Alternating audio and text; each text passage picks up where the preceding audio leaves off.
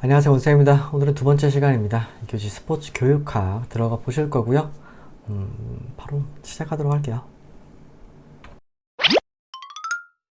1번 스포츠 교육이 지향하고 있는 내용으로 적절하지 않은 것은? 자, 교육이 지향하는 거래요. 여러 과목들이 있죠. 근데 여기서는 교육이 지향하는 거, 그래서 아는 거. 첫 번째, 활동 목표와 내용 방법에 있어 통합화와 다양화를 추진하고 있다. 네, 교육에 관한 내용이 맞죠. 두 번째, 훈련 과정에서 지도자 자신의 직관에만 의거하여 지도한다. 자, 지도자 자신의 직관에 의거하여 지도하는 게 아니죠. 교육학에 맞춰서 지도를 해야 되겠죠? 이건 적절하지 않은 거. 나머지도 볼까요? 세 번째, 유아, 청소년, 성인, 노인, 장애인 등 다양한 학습자를 대상으로 한다. 그렇지? 네 번째, 학교 체육, 생활체육, 전문체육을 연계적으로 발전시키고자 한다. 네, 맞습니다. 정답은 2번. 두 번째, 움직임 기능에 적합한 학습 과제가 바르게 연결된 것은? 자, 움직임 기능이래요. 자, 첫 번째, 이동 운동 기능. 한 발로 뛰어서 목표 지점까지 도달하기는 이동 운동 기능이 맞죠? 맞아요. 두 번째, 비이동 훈련 기능. 훌라이프를 던지고 받기. 자, 이게 이제 헷갈릴 수도 있는데 비이동 운동 기능이 아니에요. 왜냐면 비이동 훈련을 하려고 하면 물건이나 물체를 없이 하셔야 되는데 얘네는 지금 훌라후프를 던지고 만다고 하잖아요. 그렇기 때문에 비이동 훈련 기능이 아닙니다. 네. 세 번째, 물체 조작 기능. 음악을 듣고 움직임 편하게. 물체 조작 아니죠. 도구 조작 기능, 평균대 위수 균형 잡기도 도구 조작도 아니죠. 네, 정답은 1번.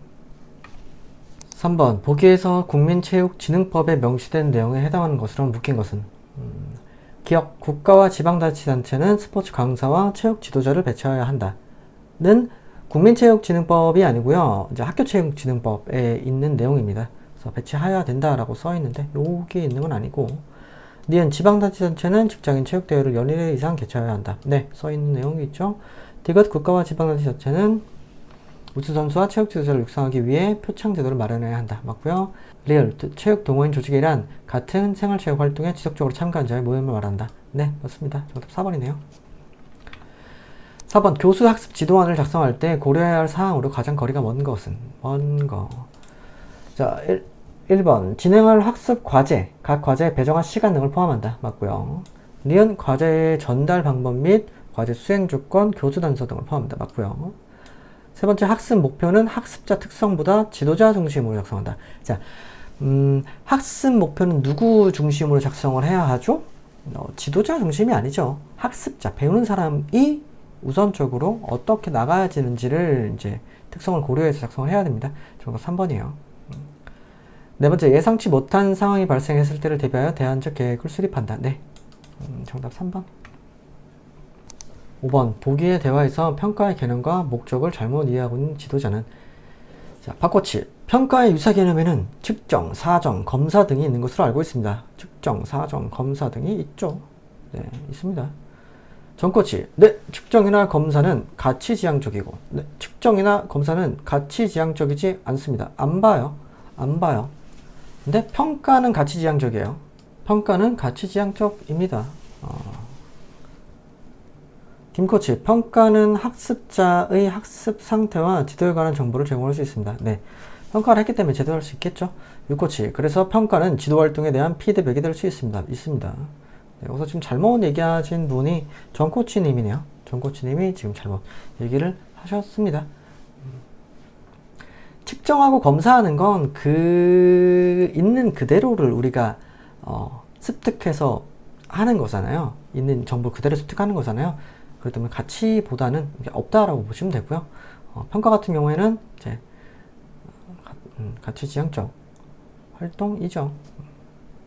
6번, 국민체육진흥법과 동시행령 제2조에서 규정한 생활체육 지도자의 명칭과 역할에 대한 설명이 적절하지 않은 것은? 자, 첫 번째, 스포츠 지도사, 초, 중 등 학교 정규 수업 보조 및 학교 스포츠 클럽을 지도하는 전문 체육 강사를 말한다. 자, 학교에서 지도할 수 있는 사람 누구죠? 스포츠 지도사가 아니에요. 아니에요. 뭐죠? 이분들은 스포츠 강사입니다. 스포츠 강사예요. 스포츠 강사분들이 이제 초등학교, 중학교 스포츠 클럽 등에서 활동을 하실 수 있는 대상자이십니다. 여기는 틀린 내용. 1번이네. 그죠? 나머지는 다 맞는 내용이겠죠? 한번 볼까요? 노인 스포츠 지도사, 노인의 신체적 정신적 변화 등에 대한 지식을 갖추고 노인을 대상으로 생활체육을 지도하는 사람을 말한다. 맞는 얘기. 세 번째, 유소년 스포츠 지도사, 유소년의 행동 양식, 신체 발달에 대한 지식을 갖추고 유소년을 대상으로 체육을 지도하는 사람을 말한다. 그렇지. 네 번째, 장애인 스포츠 지도사, 장애 유형에 따른 운동 방법 등에 대한 지식을 갖추고 장애인의 대상으로 전문 체육이나 생활체육을 지도하는 사람을 말한다. 네, 맞습니다. 요거 헷갈리시면 안 돼요. 스포츠 강사랑 스포츠 지도사랑 또 하는 역할들이 또 다릅니다. 여기서 학교 스포츠 클럽에서 체육 전문 강사를 말하는 건 스포츠 지도사가 아니고 뭐예요? 스포츠 강사. 7번, 보기는 지역 스포츠 클럽 강사 K의 코칭 일지의 일부이다. 기억에 해당하는 스포츠 교육의 학습 영역과 니은에 해당하는 체육 학습 활동이 바르게 묶인 것은? 볼까요? 코칭 일지. 나는 스포츠 클럽에서 배구의 기술뿐 아니라 기억, 역사, 전략, 규칙과 같은 개념과 원리를 참여자들에게 가르쳤다. 역사, 전략, 규칙 같은 개념 원리를 가르치는 건 뭐죠? 역사, 전략, 규칙 같은 건 정의적 영역인가요? 인지적 영역인가요? 인지적 영역이에요. 인지적 영역. 인지적 영역. 네, 일단 이 둘 중에 하나겠네. 배구 게임을 제대로 이해하기 위해 전술 연습을 진행했다. 니은, 게임을 진행하는 도중 티칭 모멘트가 발생할 경우 게임을 멈추고 전략과 전술을 지도하는 수업 활동을 적용하였다. 자, 뭐죠? 스크리미지예요. 스크리미지. 게임을 진행하는 도중에 티칭 모멘트, 내가 가르쳐야 될 딱 그 시점이 발생했을 때 멈추고서 다시 이제 지도를 해주는 게 스크리미지고요. 리드업 게임 같은 경우는 이제 일반 게임보다 조금 작게 좀 심플하게 게임을 바꿔서 게임을 하시는 걸 리드업 게임이라고 하고요. 그리고 요 내용도 잠깐 보면 정의적 영역이라고 나와 있는데 정의적 영역은 뭐죠? 인간의 심성과 감정에 영향을 주는 것들을 정의적 영역으로 보고요. 이거 말고 심동적 영역이라고 있거든요. 심동적 영역은 뭡니까? 심동적은 근육 활동이나 뭐 이런 것들을 보는 것들을 심동적 영역으로 보고 있습니다. 이렇게 지금 5개는 다 기억을 하고 넘어가실게요. 정답은 3번. 8번, 보기는 이 코치의 수업을 관찰한 일지의 일부이다. 기억 니은에 알맞은 용어로 바르게 묶인 것은? 관찰 일지. 2019년 5월 7일 이 코치는 학습자들에게 농구 드리블의 개념과 핵심 단서를 가르쳐주고 시범을 보였다. 설명과 시범이 끝나고 낮은 자세로 드리블을 5분 동안 연습하세요. 라는 과제를 제시하였다. 땡땡땡땡 중략. 이 코치는 기억을 활용하였고 과제 참여 시간에 비율이 높은 수업을 운영했다. 수업의 마지막에는 질문식 수업을 활용했다. 키가 큰 상대팀 선수에게 가로막혔을 경우 어떻게 해야 합니까? 라는 땡땡땡 질문을 통해 학습자가 다양한 대안을 찾을 수 있도록 했다. 뭐죠? 시범을 이렇게 연습하세요 라고 주었잖아. 이게 뭐야? 구조기능 이론이고요. 기억은. 그 다음에 질문을 했잖아. 키가 큰 상대팀 선수에게 가려막혔을 때 어떻게 해야 합니까? 는 확장된 질문을 준 거예요. 그 사람한테. 그죠? 여기 있습니다. 1번이네요. 1번에 대한 내용입니다. 요 다른 이론들은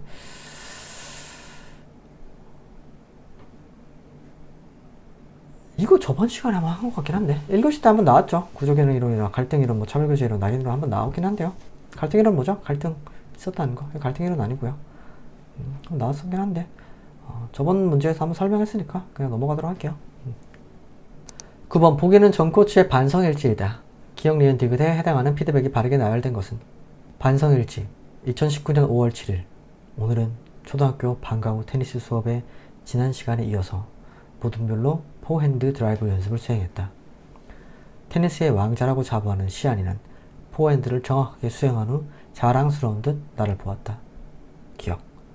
나는 고개를 끄덕이며 엄지손가락을 세워보였다. 중략. 한편 경민이는 여전히 공을 맞힌 데 힘들어 보였다. 나는 정민아, 지금처럼 공을 끝까지 보지 않으면 안 돼. 왼손으로 공을 가리고 시선을 고정하면 정확하게 공을 맞출 수 있어. 라고 피드백을 주었다. 뭐죠? 요 엄지를 착 채워서 주었다. 이게 뭡니까? 비언어적 피드백이죠. 비언어적 피드백이에요. 그죠? 그 다음에 정민아, 지금처럼 공을 끝까지 보지 않으면 안 돼. 안 돼. 안 돼. 부정적 피드백입니다. 부정적 피드백이에요. 둘 중 하나겠네. 그 다음에 왼손으로 공을 가리고 시선을 고정하면 정확하게 공을 맞출 수 있어. 이건 뭐예요? 교정한 거잖아요. 교정한 거예요. 4번이네요. 10번 효율적인 지도의 특징으로 적절하지 않은 것은 첫 번째 운영 시간에 배당된 시간의 비율이 낮다. 네, 맞는 내용. 두 번째 학습자가 과제에 참여하는 시간 비율이 높다. 학습자가 과제에 참여하는 시간 비율이 높다. 높아야지. 맞아요. 세 번째 학습 과제의 난이도가 적절하다. 적절해야 되겠죠. 학습자가 대기하는 시간의 비율이 높다. 학습자가 대기하는 시간의 비율이 높으면 내가 못하잖아. 훈련을. 대기하는 시간이 낮아야 되겠죠. 저 4번입니다. 그래서 운영 시간은 혹시나 이제 그런 거야. 하루 일과 중에 운영되는 시간, 내가 하루에 훈련을 뭐 13시간씩 할 거야 라고 하면 좀 일상적인 게 안 되는 거잖아. 그렇기 때문에 시간의 비율이 조금 그래도 낮아야 됩니다. 정답 4번. 11번 모스턴의 교수 스타일에 대한 설명을 옳지 않은 거. 자, 티칭 스타일이죠. 요 교수 자꾸 이제 그 문제 풀 때 헷갈리는데 그 우리 회사 대학교에 있는 교수님의 그 교수가 아닙니다. 티칭이에요. 티칭을 뜻하는 게 교수입니다. 거기에 대한 설명을 옳지 않은 거. 첫 번째 교수 스타일은 A부터 E까지는 모방이 중심이 된다. 이거 맞아요. 자, 모스턴 교수는요 A부터 E까지 스타일을 쭉 나눴어요. 그래서 이제 훈련 전에는 의도를 파악을 하고 훈련 중간에는 행위를 보고요. 훈련이 끝나고 난 후에는 결과를 보는 게 요 스타일인데요. A부터 K까지 있습니다. A부터 E까지는 모방이 중심이 되고요. 그 다음에 F부터 K까지는 그 창조, 어떻게 나아갈 것인지 창조하는 과정을 속해서 있습니다. 두 번째, 교수 스타일의 구조는 과제 활동 전, 중, 후 결정으로 구성된다. 네, 맞아요. 아까 전, 중, 후로 나눠진다 했었죠? 세 번째, 교수는 지도자와 학습에 연속되는 의사결정 과제를 전제로 한다. 네, 맞습니다. 그래서 쭉 이제 가면서 이제 의도를 파악을 하고 행위를 보고 결과를 보고 그 다음에 마지막에 창조적 활동으로 진행하는 거를 모스턴. 네, 교수 스타일이고요. 교수 스타일은 대비 접근 방식에 근거로 둔다. 대비 접근이 아니고요. 대비 접근은 아닙니다. 정답은 4번. 모스턴 같은 경우에는 여기까지는 A부터 E까지는 모방, 그 다음에 F부터 K까지는 창조, 모방과 창조에 관련된 교수 스타일을 가지고 있는 게 모스턴입니다. 12번 보기에서 설명하는 현장 개선 연구의 특징으로 적절하지 않은 것은 현장 개선 연구는 체육 지도자가 동료나 연구자의 도움을 받아 자신의 강좌를 반성적으로 탐구하여 개선하는 데 목적이 있다. 여기 설명이 적절하지 않은 거. 첫 번째, 집단적 협동 과정이다. 맞고요. 두 번째, 자기 성찰을 중시한다. 맞고요. 세 번째, 연속되는 순환 과정이다. 맞고요. 네 번째, 효율성과 결과를 중시한다. 아니고요. 그래서 현장 개선 연구는요, 개선하는 데 목적이 있고요. 효율성과 결과를 보지 않아요. 개선을 하는 게 목적인 거지. 개선하는 게 목적인 거지. 결과 중심적인 건 아닙니다. 정답 4번. 13번 스포츠 지도사가 생활체육 프로그램 설계 시 고려해야 하는 구성 요소에 대한 설명으로 적절하지 않은 것은 뭐가 있을까? 첫 번째, 프로그램 설계 시 목적 및 목표, 내용, 장소, 예산, 홍보 등이 포함되어야 되겠죠. 두 번째, 홍보는 시대에 적합하게 다양한 방법으로 시행한다. 네, 옛날에는 전단지를 눌렀어야 되고 요즘엔 또 SNS 홍보해야 되고 그 다음에 요즘에는 뭐 영상으로 또 홍보를 해야 되고 시대가 계속 변하고 있죠. 세 번째, 장소는 접근성보다 최신 시설을 우선적으로 고려해야 한다. 접근성이 매우 좋아야 합니다. 최신 시설을 가지고 있지만 내가 거기까지 가려면 버스도 안 다니는 곳에 그게 있어, 시설이. 그러면 가기가 너무 힘들겠지요? 정답은 3번. 네 번째, 예산은 시설 대여비, 용품 구입비, 인건비, 홍보비 등의 경비를 예측해야 한다. 그럼요. 정답 3번이네요. 14번, 보기의 대화에서 각 지도자들이 활용하고자 하는 평가 유형이 바르게 나열된 것은 자, 종합평가인지 형성평가인지 진단평가인지 그거 그냥 구분하는 문제네요. 자, 이 감독 오리엔테이션 때 학생들에게 최종 목표를 분명히 얘기했어요. 그 목표의 달성 여부를 종합적으로 확인하기 위해 시즌 마지막에 평가를 실시할 계획이에요. 이게 뭐죠? 총괄평가네요. 이 감독이 한다는 건 총괄평가고요. 마지막에 한 번에 한다잖아. 그죠? 그 다음에 윤 감독은 이번에 입학한 학생들은 기본기가 많이 부족했어요. 시즌 전에 학생들의 기본기 수준을 평가했어요. 자, 입학했을 때 기본기 수준을 평가를 했대. 그럼 뭐야? 얘네들이 지금 어떤 상태인지를 진단한 거야. 그죠? 진단평가입니다. 그 다음 김 감독. 학교 스포츠 클럽에서 배구를 가르칠 때 수시로 학생들의 기본 능력을 확인하고 있어요. 이건 뭐야? 형성평가. 얼마큼 지금 가고 있는지, 얼마큼 형성이 됐는지를 평가를 하는 거겠죠. 정답 2번. 15번 보기에서 설명하는 스포츠 지도 활동에 해당하는 용어로 적절한 것은 이 활동은 스포츠 지도 시간에 반복적으로 일어나는 활동이다. 예를 들면 출석 점검, 수업 준비 상태 확인, 화장실 출입 등이 있다. 이러한 과정을 효율적으로 관리하면 학습자들의 과제 참여 시간을 증가시키는 데 도움이 된다. 자, 요걸 혹시나 개인적 활동이라고 헷갈리실 수도 있는데 요거는 매일 하는 반복적으로 일어나는 상규적 활동입니다. 상규적 활동에 대한 내용이에요. 정답 1번. 16번 현행 학교 스포츠 클럽에 대한 설명으로 적절하지 않은 것은 자, 학교 스포츠 클럽은 방과 후 점심시간 토요일에 실시한다. 네. 두 번째 학교 스포츠 클럽 대회는 리그 유형에는 통합리그, 조별리그, 스프릿 리그 등이 있다. 네. 이렇게 있어요. 요거 기억해 두세요. 세 번째 학교 스포츠 클럽의 활성화를 위해서 단위 학교는 학교 스포츠 클럽 리그를 운영한다. 네. 네 번째 학교 스포츠 클럽은 국가 수준 교육 과정 편성 운영 지침에 근거하여 운영한다. 아니요? 아니요. 아니에요. 왜 아니죠? 이게 아까 문제에서도 있었어. 학교 스포츠 클럽에 관한 건 어디에 들어있는 규정이죠? 학교체육진흥법에 있는 거예요. 학교체육진흥법에 있는 대로 규정 지침에 근거해서 운영을 해야 합니다. 17번 학교체육진흥법 또 나왔네. 동시행령에서 규정하고 있는 스포츠 강사의 재임용 평가사항이 아닌 거. 자, 첫 번째 전국대회 입상 실적. 자, 스포츠 강사를 재임용할 때 뭘 봐야 돼요? 이 사람이 얼마큼 뛰어냈던 선수인가가 중요한 게 아니에요. 뭐가 중요한 거예요?